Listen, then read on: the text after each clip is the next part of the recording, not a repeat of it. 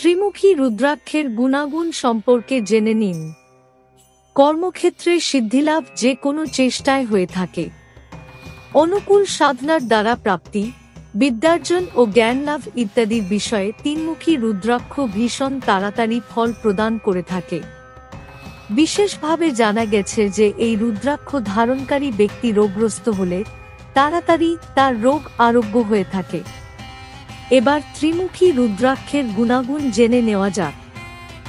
ত্রিমুখী রুদ্রাক্ষ স্বয়ং অগ্নিদেব তুল্য।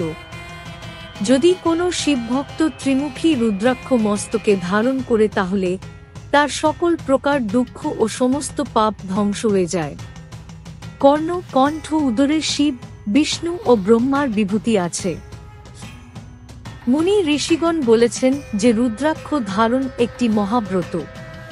কোনো বর যারে ৩-৪টি রুদ্রাক্ষ ফেলে দিয়ে পড়ে সেই জলে স্নান করলে গঙ্গা স্নানের ফল লাভ হয়।